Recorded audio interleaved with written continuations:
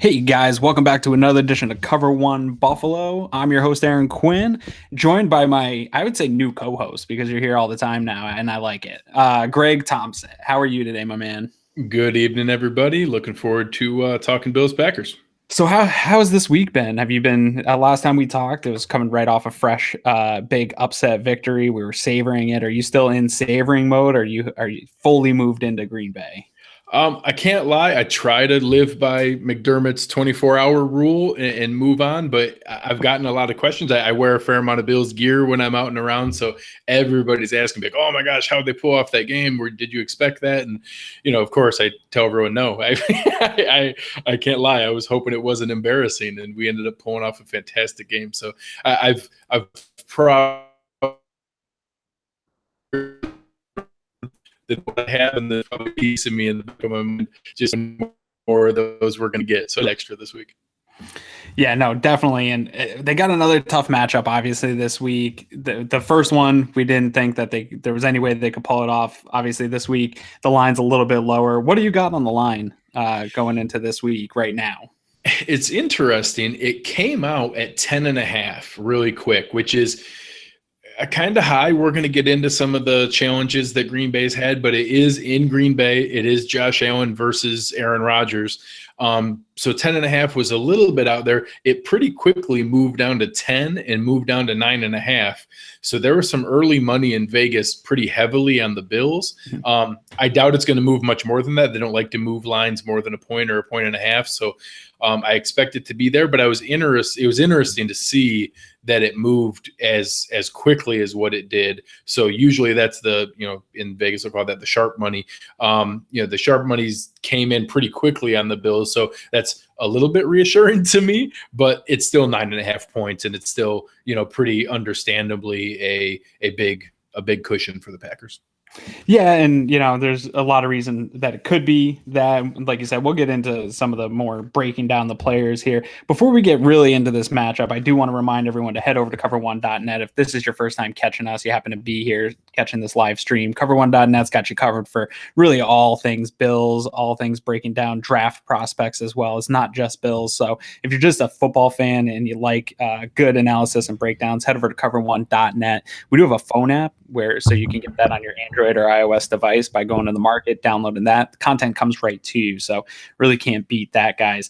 But right now, two pieces of Bills content that's up that I think everybody should take a look at is Fernando did his studs and duds from this past weekend, and then Eric did a all 22 Bills defense terrorized Kirk Cousins and the Vikings. I think that was a great thing to just go back and watch what the Bills defense was able to do against a really good offense. I know a lot of people said Vikings slept on the Bills or however you want to put it, but they really put it to them, regardless if they slept on them or not. And Eric breaks that down in a really good fashion for you. You'll learn something. That's the best thing about cover1.net for me. The reason that I tried to get involved was I was a football fan seeking the knowledge of the game, and the way Eric and the guys break down stuff, I learned something every single time they put out a piece. So head over to cover1.net, check all that out. And let's get right into this, man. So we got the 1-2 Bills. Played 6 bad quarters, like we said, and 6 phenomenal quarters versus the 1-1-1, which is just a ugly thing to look at, Packers. And that one win could easily have flopped the other way for the Packers. They are not a pretty, if you could have a pretty 1-1-1, they aren't a pretty 1-1-1. Definitely off to a slow start, struggling early. Overall, this Packers team, from what you've gotten to see and read and hear, what's going on in Green Bay right now? I'm really guilty of it every football season. I get into Bills tunnel vision and I really get solely focused on there. And I have some fantasy things going or some gambling things going where I'll kind of catch up on things as we go. But I really hadn't had a ton with the Packers other than the Sunday nighter to open things up. So, I looked at that. He was kind of fortunate. Khalil Mack dominated the first half. It looked like Rodgers was done for the year, comes riding in to save the day and had a Aaron Rodgers-esque comeback. So you just kind of assume, oh, that's the way it is. So I go back and look and I rewatch the Vikings game, and man, there was a lot of lucky plays. They had a fumble recovery in the end zone, a lot of good field position that were 3 and outs, but they still got a field goal out of it. They were pretty fortunate to come away with a tie there. And then last week, I really didn't see this until well afterwards. Washington took it to them pretty well. And that there were some similarities to Bills Vikings as there were in Redskins Packers. The Redskins jumped out pretty quickly, kind of took the run game out of Green Bay's hands, and really got them in a hole where then you're depending on Aaron Rodgers, which normally is a good thing, but they just dropped 7-8 guys every single play and dared them to beat them over the top. So they're 1-1-1, which is weird. There are 4 teams in the NFL that are 1-1-1. That's just a weird thing. And they're probably lucky to be in that spot, to be honest. Yeah, no doubt. I do follow the Packers a little bit closely. My brother's a Bears fan, my dad's a Packers fan, and my uncle's a Vikings fan. So I'm the only one really in our family that's outside of that NFC North. But I follow those teams pretty closely, especially my dad's team. And he has been very upset about this team this year. But every year they similar to New England in that they start slow. They really ramp up for the end of the year. They're a perennial playoff team. So that's a little bit natural for these perennial playoff teams to get off to a little bit of a slow start. But this 1-1-1 feels different than their traditional slow starts where they'll drop a game here or there. Because like you said, against the Bears, that should have been a loss. Really, I put that on the Bears for dropping that game versus the Packers winning that game. Obviously, Rodgers came back in and played phenomenally, but the Bears dropped a 20-point lead. Can't really have that against your division rival. The Minnesota game, a lot of breaks. You definitely need that in the NFL. I'm not going to take that away from them. Getting some lucky breaks helps get games won in the league. But yeah, last week was almost total domination by the Redskins. Adrian Peterson looked like the guy from 5 years ago, running all over them in the first half of that game. So definitely some issues in Green Bay that I don't know come from just that traditional slow start in September. I think there's actually some deep issues in that team, and the injuries I think are only compounding on that. Obviously, Rodgers playing on a gimpy leg. Still, that guy's got incredible toughness in him. Watching that Redskins game, he got beat up on. I think he got sacked 4 or 5 times maybe in that game, and he was still running for first downs, putting his body on the line, gimping out of bounds to get first downs. Really when nobody else around him was playing that well. So kudos to him, man, because that's a tough thing to do. But the injuries are starting to compound over there. What do we got? We got Devon House out this week, Mo Wilkerson out for the year. That's a big blow because they definitely brought him in to add to that rotation in the interior line. Looks like Nick Perry with a concussion, Balaga with a chronic back issue perhaps flaring up. Kevin King, their draft pick from a year ago, out. He can't seem to stay on the field. Justin McCray out, and then Jimmy Grant pops up on the did not participate list today. So you got any info on any of these injuries for the Packers? There's a couple things that are interesting. So, we're hearing it sounds like Brian Balaga and Rodgers are in a similar spot, probably going to tough it out and go to play, but are not going to be 100%. I'm reading some Packers insiders that sound like they're looking at Justin McCray probably not to play, but he's not their strongest interior lineman to begin with. So probably not ideal to have him there, but still some challenges. The Nick Perry's interesting because he's in concussion protocol, and that is a very particular set of steps that you have to complete. And he wasn't one of those, if he didn't want to go to the locker room guys, like he got hit and immediately went to the locker room by, himself saying, I got to go. This is not good. So that's interesting to see how that plays out. Like you said, Mo Wilkerson was a grisly injury and really a shame. A good player that had a pretty nasty, look like possible compound fracture in the ankle. So he's obviously done there, and that's a big hit to what was a really strong interior 3 lineman. A lot of people know Mike Daniels. He's really strong, but Kenny Clark's a really good nose tackle, and they had a strong interior 3. If it's possible that they lose Mo Wilkerson and Nick Perry, that is a huge shot to their front 7. Yeah, no doubt. And I tend to think when I see guys in the concussion protocol, if it's a Bills player, I automatically assume that they're not going to be able to get in for the next game. If they do, then that's a pleasant surprise. The NFL and the teams take this very seriously of getting the guys through these steps of the concussion protocol, like you said.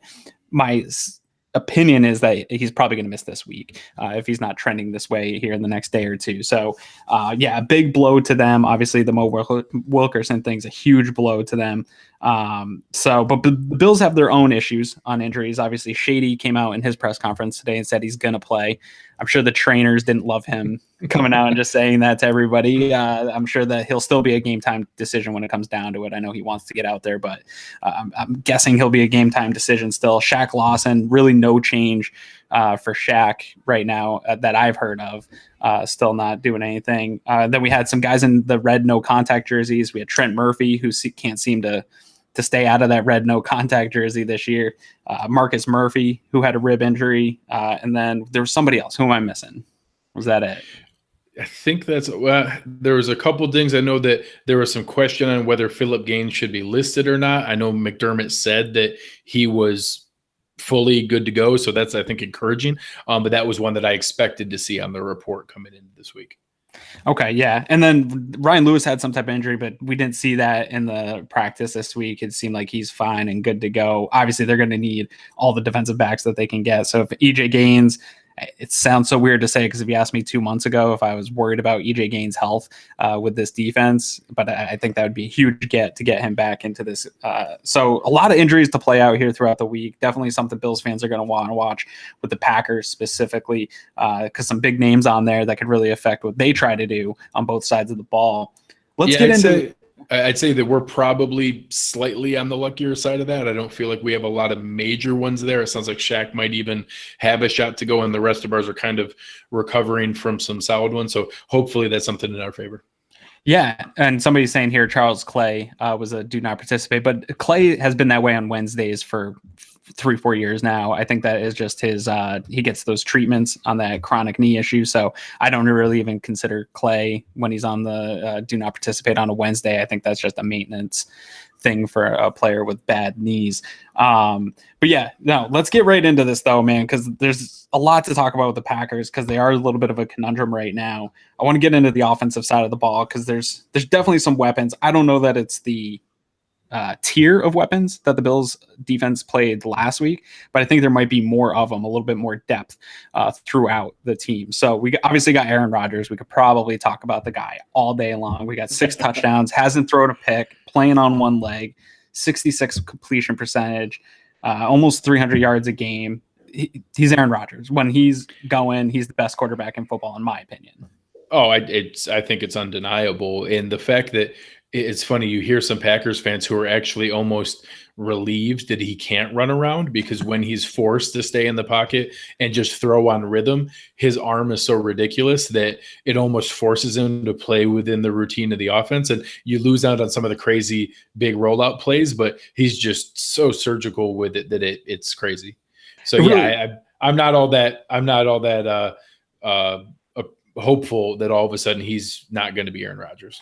No, and that's obviously the big thing about this game, is trying to somewhat contain him. He's going to get he's going to do Aaron Rodgers things in this game. You hope to try to contain him. I don't think they're going to be able to get to him. Teams have gotten to him this year, but I don't know if they're going to be able to get to him and fluster him the way that they were able to do with Kirk Cousins. There isn't anything Aaron Rodgers hasn't seen in this league. Maybe the injury has him a little hesitant, but from what I saw that Redskins game, he was getting beat up and it didn't seem to impact him at all. And he was still he was rolling out and making throws that nobody else in the league can make, putting balls on a dime. So he's going to be a very difficult thing, especially for the Bills on the road. He loves playing in Lambeau to stop. But like I said, we could talk about Aaron Rodgers all day. More importantly is, how did the Bills slow down the weapons that Aaron Rodgers has? And I think they have a nice wide receiver core with Davante Adams, Geronimo Allison, and Randall Cobb. Cobb had a pretty bad game last week, though. And I think Packers fans, from what I'm hearing, are starting to get a little bit frustrated with Randall Cobb, and that he's not producing the way he was a year or 2 years ago after they let Nelson go. They were hoping Cobb would step up a little bit, and he just has never been able to really step up into that role. He's really sitting established as the third receiver on that team. Yeah, I think they had that situation for so many years where it was just an embarrassment of riches, and they had so many weapons that you just kind of had to pick your poison, and there was always someone open. When Davante Adams is your third receiver, when you have Jordy Nelson, when they went through all the Donald Driver and all the other guys, Greg Jennings over the years. So now you bring in Jimmy Graham, you kind of see Davante Adams as your number one, and you assume that they're going to just roll right with it. There's a younger guy they like, Geronimo Allison, who's got some potential, but they certainly saw Randall Cobb stepping right up there. So I think that some of the things we've seen with Jimmy Graham is still a great red zone target, but he's probably not the threat that he was 20 to 20 like he used to be in the middle of the field and down the seam. Randall Cobb still has some shiftiness. Obviously, you saw that crazy long play he broke at the end of the Bears game. So he's still got it there every once in a while, but it's not the suddenness and separation that he had when he was younger.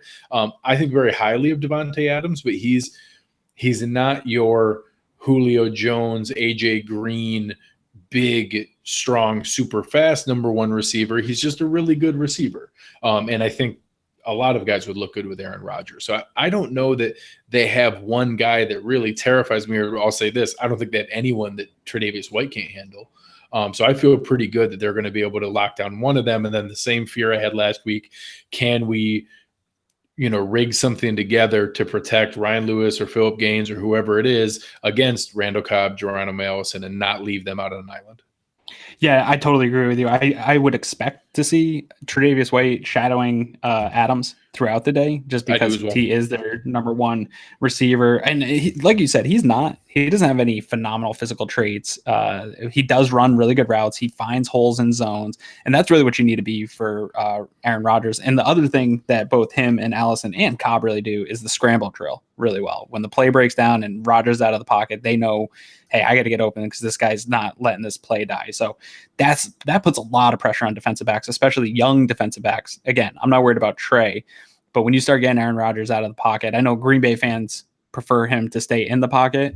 My fear is when he starts to break out of the pocket and you're putting that stress on young cornerbacks to cover for 3 to 5 seconds versus the 2 seconds that we were getting against the Vikings. That puts a lot of stress on guys like Taron Johnson, Ryan Lewis, and EJ Gaines, or Phillip Gaines, to all the Gaineses, to cover these guys downfield. And these guys are good at finding the soft spots in the defense. And Aaron Rodgers is going to find them if they come open even a little bit. He's going to find them. He's going to put the ball with accuracy. So that's kind of where my fear is with this receiving core. I think if it's just straight up base D, the Bills are going to keep everything in front of them.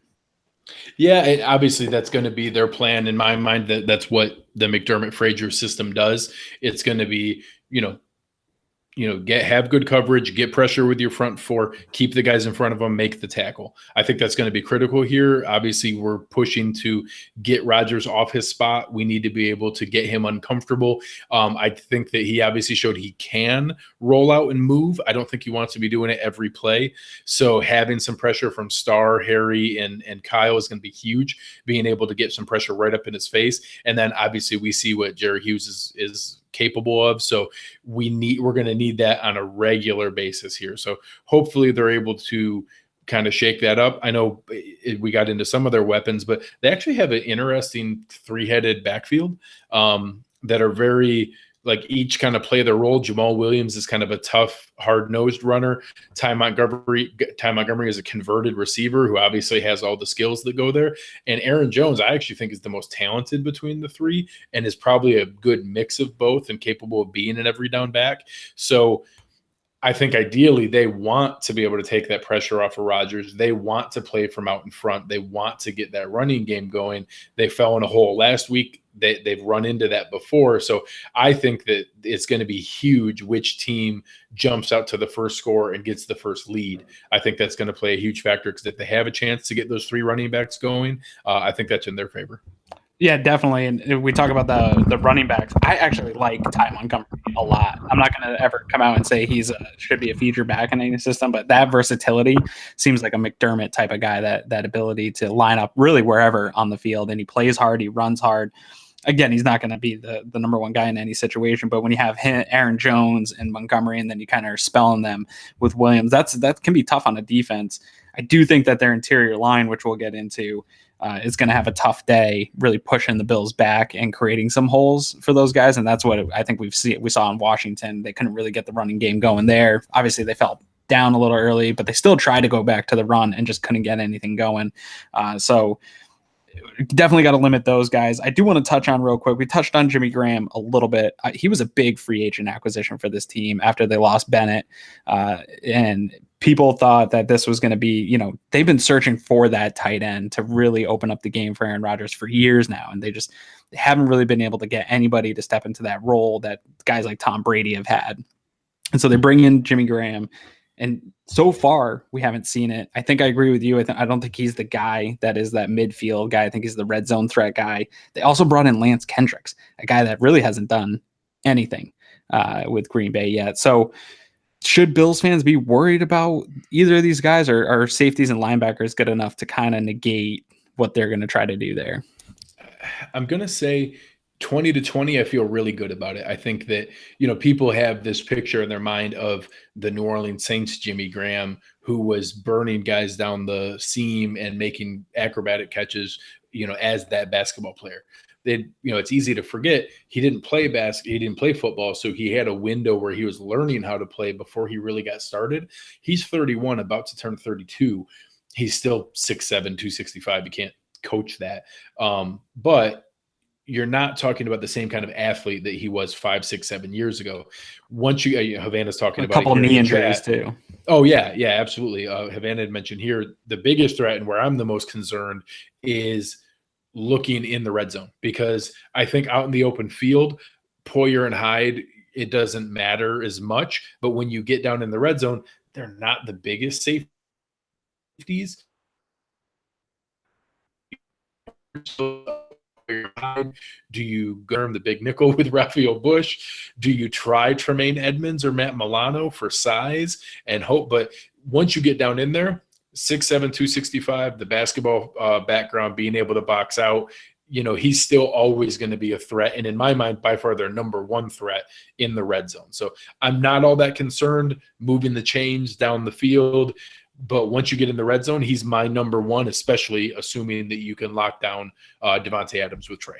Yeah, and especially with Aaron Rodgers' ability to put the ball anywhere. He can put it where a guy like Graham can only get it, right? If he's got to put it where Micah Hyde or Poyer can't get it, like you said, he will put it there. So I think the most interesting part about this matchup, especially after last week and the way Jerry Hughes is playing and the way this defensive line has picked it up over the last 6 quarters here, getting pressure, still being able to maintain their guys in the back, is this offensive line. Like we mentioned at the opening of this, they've got some injuries along the line. Brian Bulaga, who's been really a cornerstone of their offensive line for years, is dealing with a back issue. If anyone's hurt their back, I'm becoming an old man these days. And I know when I hurt my back, that doesn't just go away, right? That is an issue that lingers. Offensive linemen, when you're trying to create leverage, you need your whole base and your back. So that's something definitely to keep an eye on. It looks like he is going to play, but definitely something to keep an eye on. I do think his production is diminishing a little bit at this point in his career. He's not that old, but I think he's starting to wear down a little bit right now. I'm going to butcher his name. But their other tackle, David Bakhtiari. Bakhtiari. Bakhtiari. He's their best lineman. He's their best lineman. He is super consistent, and that is going to be a really interesting matchup between him and Hughes. What did you see when you were watching that? Because he seems to be the only guy that's keeping any protection for Rodgers right now. Absolutely. I think that a lot of people say, I don't know, that you have your Tyron Smiths, you have your Trent Williams. Many people think he's the best pass blocking left tackle in the league. I think there's an argument to be made there. As a left tackle, I think that there's a lot of matchups we're going to see there with Trent Murphy. I think that that's a significant advantage for the Packers. Our best bet for Brian Balaga's back is that he's got to deal with the bend of Jerry Hughes. Yeah. So in my mind, the way that they ran that this past week, Jerry was commenting on loving teams who have good right tackles because then they're more confident to try to leave them out there on an island. I think that's a huge one for us. But I would assume, short of getting some nice, some motion, getting some different stunts and movements between the tackle and the end, Bakhtiari is probably to their benefit. Yeah, and I would assume that the Packers know Bulaga and his condition enough to not leave him out on an island after what they saw last week. I would expect Jerry Hughes, Leslie Frazier said there isn't a lot of times where Jerry Hughes is getting one-on-ones. Right. That was a rare occasion last week. And then he put it on tape. I do not believe that they're going to not chip him all game or throw some help his way and then force the other defensive lineman to really do something. But with that said, Justin McCray looking like he might be out as well. I don't even know who they're planning on starting. I forget the name of the guy. It's a guy that I haven't heard of before, but that doesn't mean he's not good. I think it was Byron Bell. It is. It is Byron Bell. It's a guy that was not on their opening day roster and has been picked up since then. So it would be similar to us starting the new guy we just picked up in this past week. So I mean, it's probably I've heard Byron Bell's name. He was a prospect at one point and reasonably well thought of, but I'm sure not their ideal strategy. Yeah, and again, a guy that I know Green Bay fans were sort of excited about, Corey Linsley, hasn't really developed into the center that they thought he was going to be. I think he's solid center play, maybe better than right now what the Bills have at center. But nothing really stands out on that offensive line outside of their left tackle that gives me any cause for concern that they're going to come in and dominate the Bills' defensive line. No, I feel like interior line, we have a marked advantage. Corey Linsley and Lane Taylor were both reasonably well thought of prospects. Neither have lived up to the investment that were made in them. They're both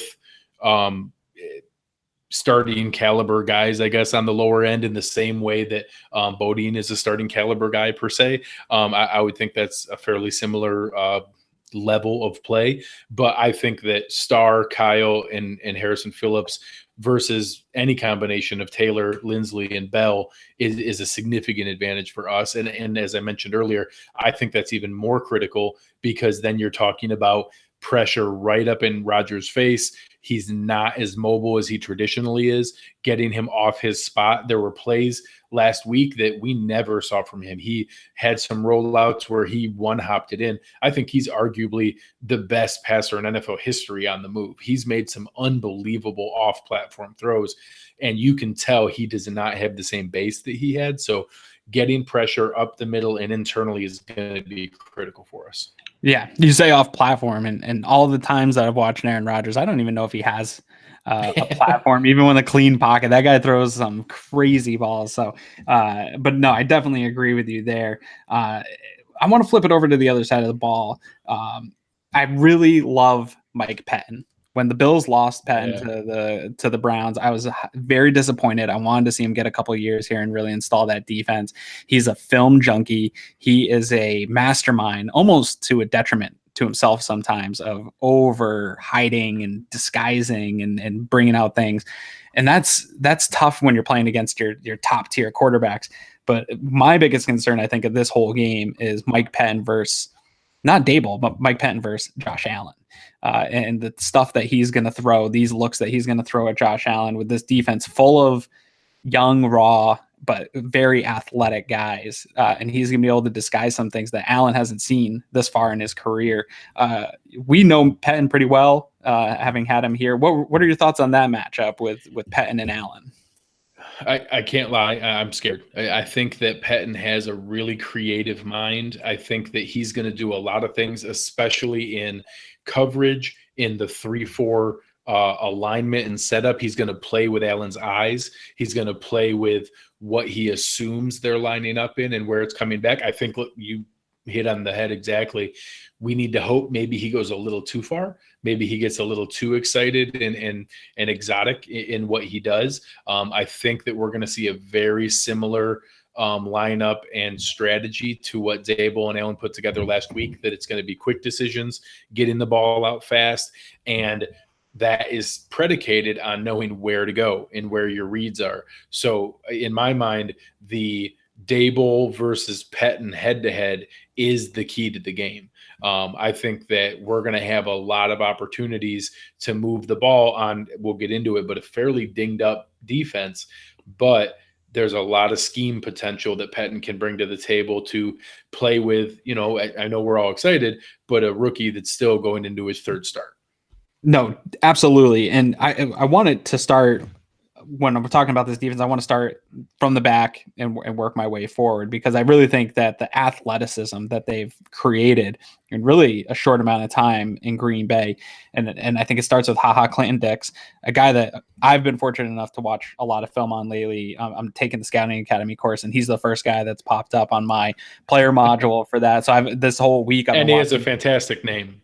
I love his name, but the range of this guy, and that was the first thing I thought of when I thought of Josh Allen and what Mike Pettine's going to do, because I'm watching old tape. I'm not watching Mike Pettine, Clinton-Dix. So what Mike Pettine is going to be able to do with this guy and lining him up really anywhere on the field to confuse Josh Allen. He's going to be able to make up wherever he's lined up and get back into position because of his just sheer athleticism and range. And that is a very challenging thing for a rookie because Dable's teaching him to read these safeties, right? So if your safety's showing you one thing, but he can get back in a split second to wherever he has to be, that's going to really confuse a rookie quarterback. What are your thoughts there? Have you seen much of Dix since he's come into the league? A huge fan. And I think honestly, look at what we saw 2 weeks ago with Derwin James. When you have a versatile athlete at safety, it gives you so much opportunity and potential. And obviously, look at us. I think that, Poyer and Hyde aren't your prototypical Steve Atwater guys that are going to go lay the lumber. They're athletes and they can disguise things. They're comfortable coming up, looking like an A-gap blitz and still covering the deep third. I think that's absolutely what we're going to see from Clinton Dix, and he has that athleticism and the instincts and a aggressive, creative coordinator who's going to put him in those positions. And I think that it's a matchup that we need to be, worried about to make sure that Allen can have those reads, because the quick decisions and quick outs. I know both Khalid and Havana were talking in the comments here about the need to have that quick game. That only works if you make the right decision quickly. If they're tricking us and tricking his eyes, all turn into quick interceptions. So we want to make sure that he's reading that correctly. Absolutely. And so then you move over to the other defensive backs on this team. And this past draft, they get Alexander and Josh Jackson, two guys that I really liked in this draft process. I was surprised they went with both of them just because there was a lot of other holes to fill, but they really needed some help in the DB. And Alexander, I haven't seen a lot of him this year, but he is an athletic freak. He's a guy that, again, is going to allow – Mike Penn could easily come out with 5-6 DBs anytime he wants and split somebody and send people back. He's going to do stuff like that. And I think that the athleticism those guys give you and the youth they give you, and then you add Tremont Williams, who's just a solid defensive back. He's been solid for years, doesn't do anything extraordinary, but he's just a solid guy. He's seen almost everything. Kevin King right now injured, but he has the potential to be good. We haven't seen it yet, but he has the size and the athleticism as far as the height that you'd like to see. And then they bring in Breeland the other day. I don't know if Breeland's going to see the field this week, but he very well could. Yeah, I think that he's a veteran. He's a smart player. I don't know if there's any history between him and Mike Pettine that you're going to have familiarity with the system. I don't believe so. So my hope is that he needs this week to get up to speed. And then because obviously we've talked about in many of our discussions, communication is critical in the secondary. So bringing somebody in on 3 days notice, I think, is a tough call. I can't lie. Their cornerback depth chart is my wish list for the past two drafts. I love Jair Alexander. I love Josh Jackson. I love Kevin King. They have the size and athleticism that I think you need in today's NFL, and especially in the kind of aggressive defense that they're running. I really love what they've put together there. Now, I think what we have going for us is they're also very young. Clinton Dix is young. King's only his second year. Jackson and Alexander are both as rookies. Tremont Williams is a veteran and solid, but also maybe at the other end of his career. So we're looking at a pretty big swing there. Somebody who's 35, and then a couple 22 and 23-year-olds. So I do like where their secondary is looking like it's going to go. I don't know that it's quite there yet and what its potential is looking at, but in 2 to 3 years, I think they may have one of the best secondaries in the NFL. Yeah, I don't disagree. And I like each of them for their own traits. Like, I love Jackson's ball skills. He might not be as athletic as Alexander and King are, but he has a knack for getting the ball. So they have just a nice group as a whole. The thing that they've got going for them where they don't really have to play Breeland is they have more defensive backs that are at least good enough to play than I think the Bills have wide receivers that they're going to ever throw out at any given time because they just don't have the talent at the wide receiver position. So I think that they're fine there. I think that is going to be a difficult thing for the Bills players who the Bills don't have a lot of athleticism at the wide receiver position outside of Ray McLeod really is probably our most athletic wide receiver. And again, he's a late round rookie. So I think at least athletically, I don't like that matchup for the Bills. Kelvin Benjamin's really got to step up in this game and use his veteran instincts and leadership, if there is any, to work his size against some of these more athletic guys and maybe get them to bite on some stuff and find ways to get open. If he doesn't, I don't know who's going to really get open against these guys. I haven't really seen Zay create any separation. Charles Clay isn't really a big separation guy, no matter who's covering him. So that matchup concerns me a little bit. One guy I want to talk about, we're going to move into the linebackers. Actually, there's two guys really there right now. Blake Martinez is a guy I don't think that gets talked about enough outside of Green Bay. Talk about just an overall very good player. He's become a very good player right there for Green Bay. What have you seen from him? Really smart player out of Stanford, someone who I think is really solidified. As we talked about, I think Nick Perry and obviously Clay Matthews are going to get a lot more attention. But I think Blake Martinez is kind of the bread and butter of their defense. He's their guy. You're seeing 8, 9, 10 tackles every single week. He's there. He's probably not going to have the flash, big turnover plays, a lot of sacks and things like that. I actually kind of align him, similar to guys we've seen in the past in that middle linebacker role. So, just some opportunities, not a huge athlete, not that big, only 237 pounds, but somebody who's a very steady, intelligent player that helps kind of quarterback their defense. Yeah. And like Khalid says, Martinez is good, but he's rather slow. But I do think that like you said, we've seen linebackers here in Buffalo like that maybe what he lacks in athleticism, he makes up for in his ability to process the play, understand where he's supposed to be. You don't always have to be the most athletic guy if you know where you're supposed to be and know what you're supposed to do, and you limit the mistakes that you make. Because we've also seen the other end of it where you have an athletic freak who has poor mental processing, doesn't ever know where to be, overshoots gaps, things like that. And that's almost worse to me than being a step or two slow, but knowing exactly where you're supposed to be. And I think that's what I see most out of Martinez is he's rarely out of position. He's always got his nose around the ball. And so you can lose a step or two if you've got that.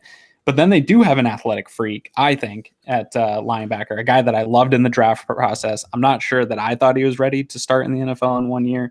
I really wanted the Bills to take a look at him just with some of the needs that they had at linebacker is Oren Burks. I don't know if you've seen anything out of him in the draft process, but he was a guy that I was really big on, and he got thrown right into the fire here in Green Bay, and he's getting a ton of reps. What are your thoughts there?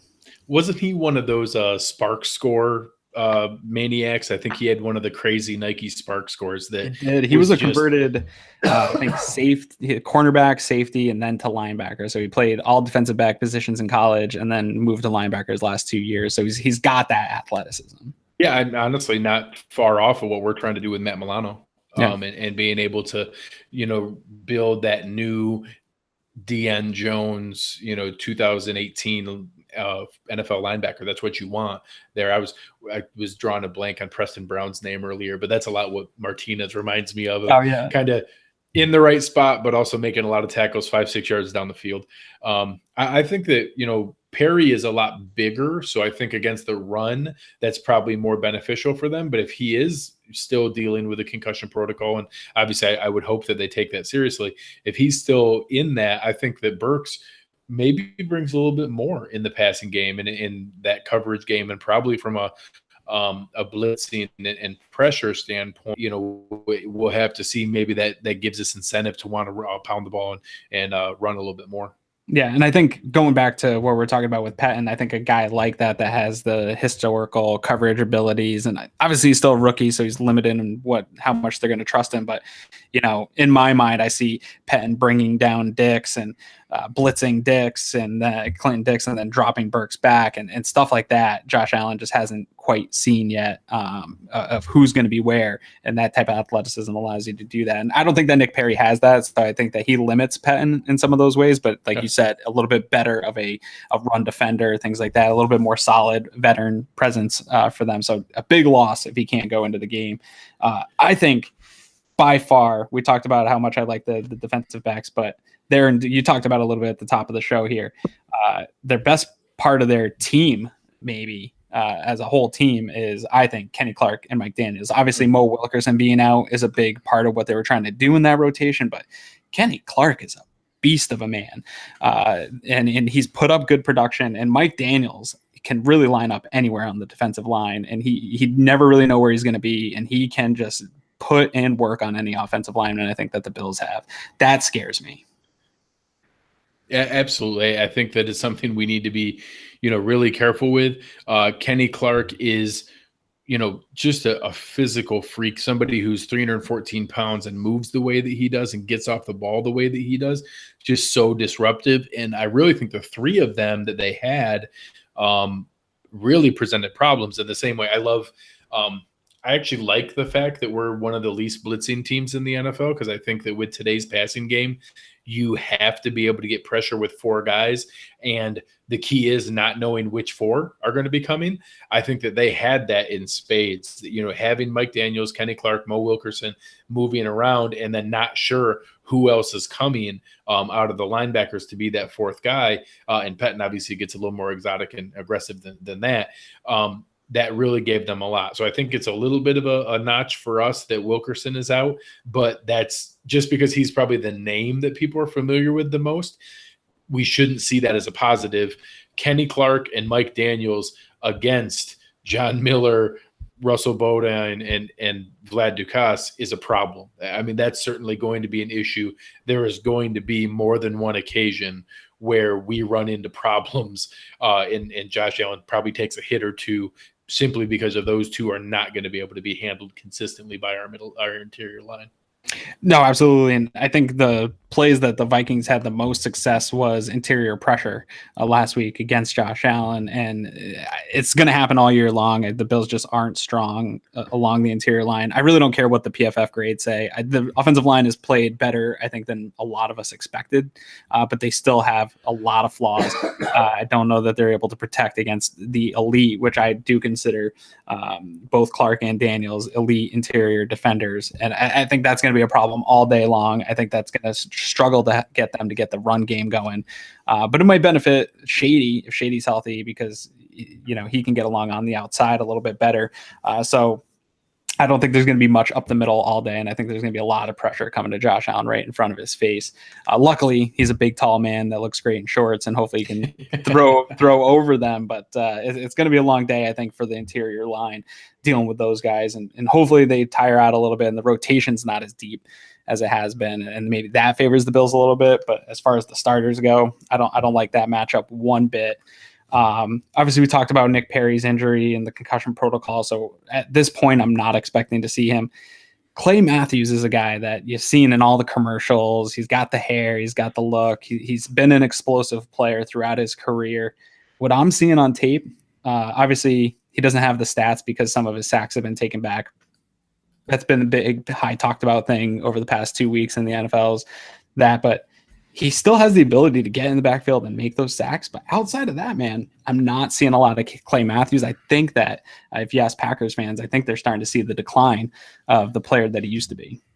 Yeah, I mean, he was drafted in 2009, so you were in his 10th season.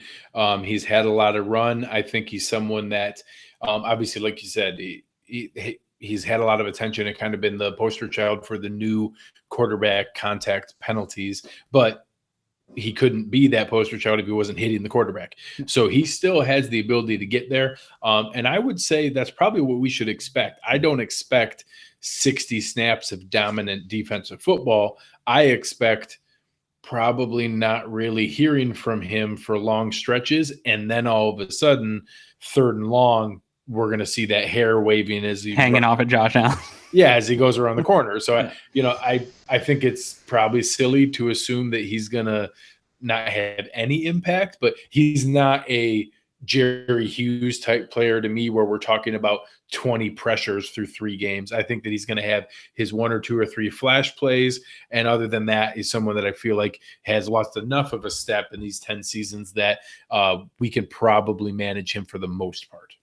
No, definitely. I agree with that. So we've really run down through the roster as a whole here in Green Bay.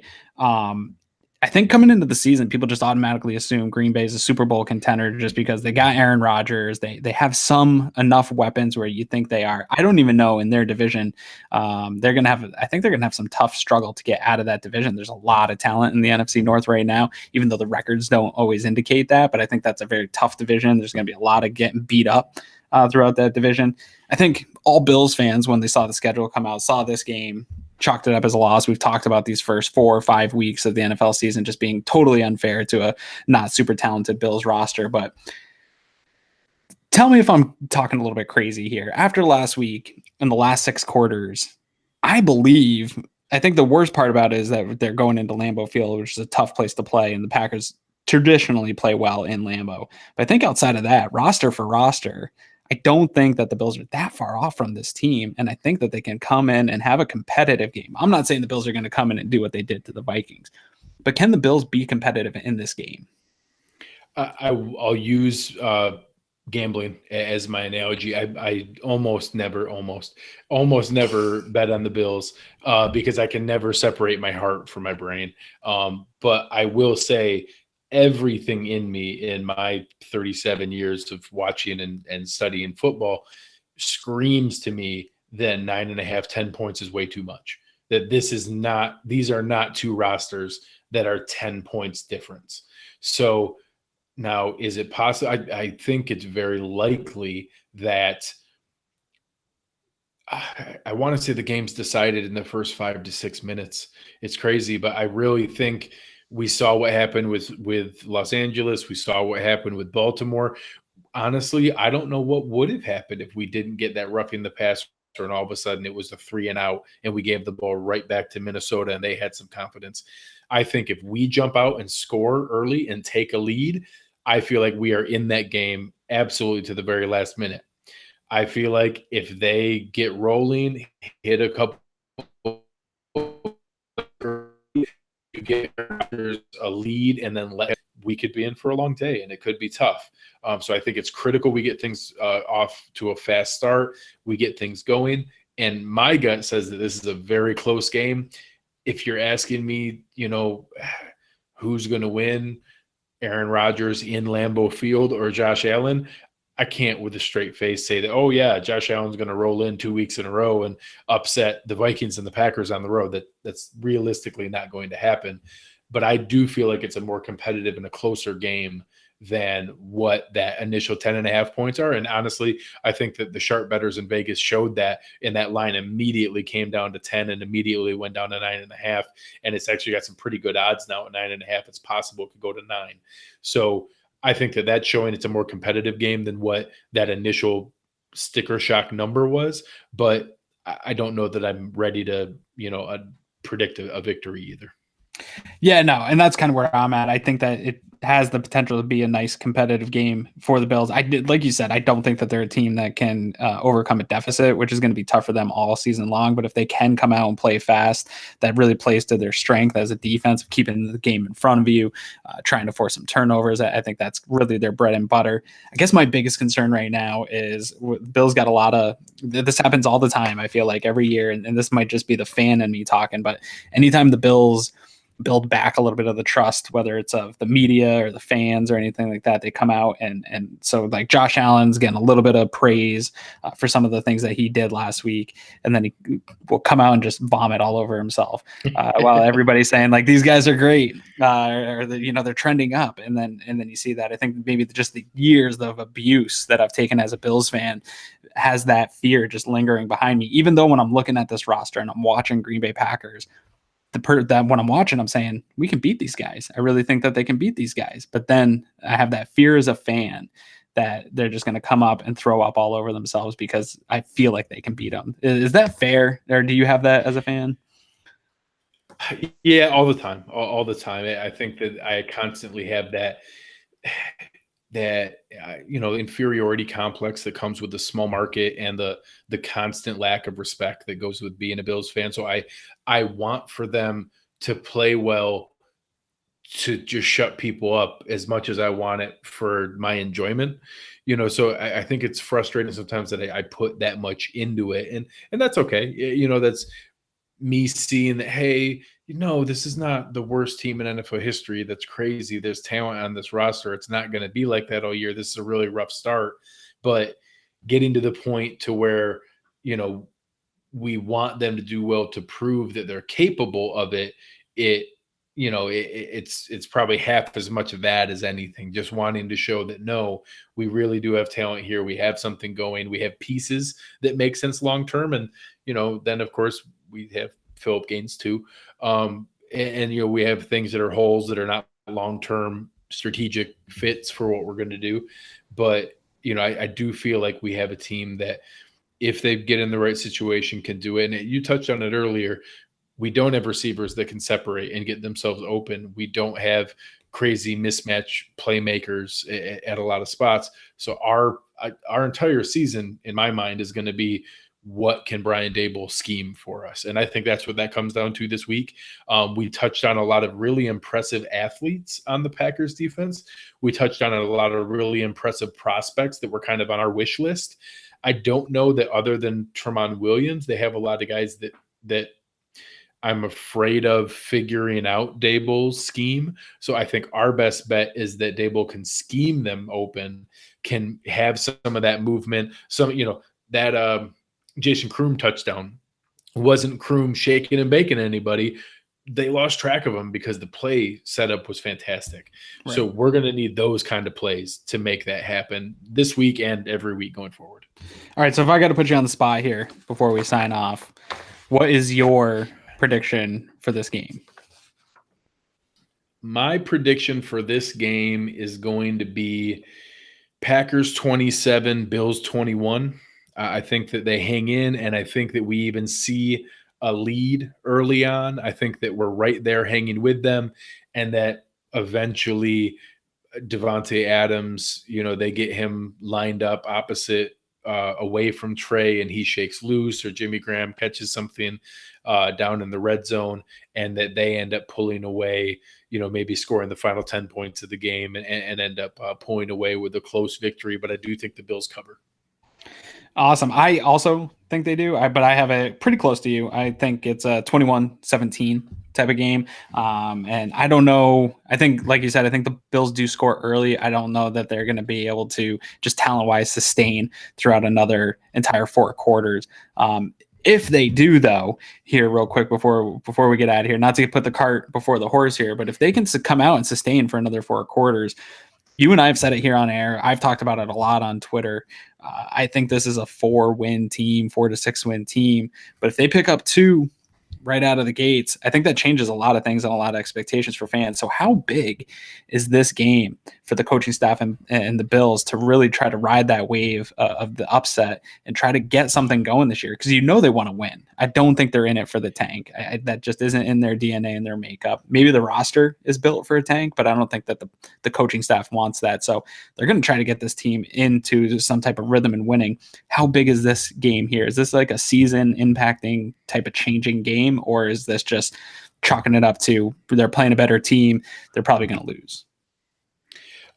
It sounds silly. It sounds like being a huge homer, but it absolutely is. After the first 2 weeks, this would have been really easy to go in the tank. This would have been really easy to just kind of ride it out and, go through the motions. They didn't do that. They sucked it up. They had that bunker mentality. They played with an enormous chip on their shoulder. You saw every single guy screaming in the locker room. I love Trey with the, you like that? You like that? And Hyde, I love that mentality. Hyde looking right at the reporters and saying, like, it's only week 3. You counted us out. Like, I love that. Oh, yeah. And so I love that they rally around that. And I do think, it's, again, they're 9.5 point underdogs for a reason. They're not expected to win. If they somehow pulled this out and went to 2-2 after 3 road games in their first 4 heavy favorites, probably 4 of the 5 or 6 largest lines they're going to face as an underdog all season, short of some injury or something dramatic changing the rest of the year. These are 4 of the biggest favorites they're going to play all year from a Vegas standpoint. Getting that out of the way and surviving that at 2-2, where now you get into the Titans, the Dolphins, the Jets, some of the other portions of our schedule here that are a lot more competitive 50-50 games, then we're going to get into that rhythm of, hey, maybe the ball bounces our way. Maybe we start to get some turnover luck. Maybe we start to see some things that way that it's, again, this is crazy. You hate to get there, talk, but I think we're thinking about it. It's not crazy. If they somehow pulled this off, they would be in a position where they are talking about serious competition this year. And I think that, you can ask anyone probably in our chat, the Dolphins aren't a 3-0 team, but they played the nice part of our schedule that's coming up. I look forward to the Dolphins playing the Packers and the Ravens and the Chargers and the the Vikings and start to hit that stretch of their schedule. I think that we're in a position where that is, something that we're going to have coming, and we're going to have some of those nice winnable games. Yeah, and that goes back to my concern about them coming out and throwing up all over themselves, because I do think this is a bigger game than maybe it's being talked about as far as the totality of the season and what a win here can mean for the Bills that have such low expectations, especially after the first 2 games. What a win here could mean. Yeah, you end the quarter of the season at 2-2. That could be a huge benefit, because I think almost everyone thought they'd be 0-4 heading into out of the first quarter of the season. So if you pick up the 2 house money wins and then you could stack a little bit off of that, I think it's huge. And I think that the coaching staff is really drilling that into these guys of how important that is. You saw the video come out today of Coach McDermott. Ray McLeod was kind of playing around and didn't put in a catch, and McDermott was on him and saying that is not how we practice here. You got to bring it to practice. And I think he understands the importance of the game, and it's, can he rally these guys to understand that and come out and put up a show? But I think still both, if you're just catching into this now, both Greg and I do still have some realization we're not just total homers. We both did pick the Packers to win this game, so don't get on us for being total homers on the Twitterverse. Speaking of Twitterverse, man, Greg, where can the people who love this show go find you? You can find me on Twitter at Greg Tompsett, GregTompsett. I'm always out there retweeting good messages, trying to go interact. I love to follow back Bills fans, so would love.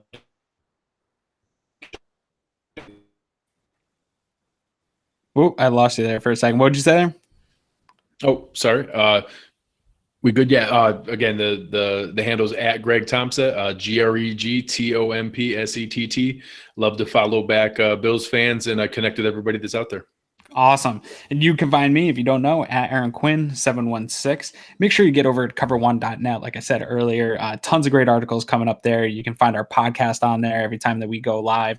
We pop it out over there and put it up. Head over to the YouTube channel. There's over 750 videos or something like that by now. Eric is always putting out videos of breaking down specific plays or breaking down the defense, breaking down things of every game, getting you ready for the next game. So if you're a football fan looking to learn a little bit more about the X's and O's, we've got that covered over at the YouTube channel.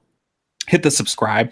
While you're doing that, there's a little bell right next to the subscribe. Click that. That will notify you whenever we go live, so you don't have to just get the notifications on Twitter whenever we do these live shows. We do the live shows every Wednesday, like you're seeing right now. We try to bring in somebody to get ready for the matchup for the week. And then you'll see Greg and I at the post-game show, which is always a great show, win or lose. We come on right after the 4 o'clock games, and we do a post-game show breaking down everything for the game.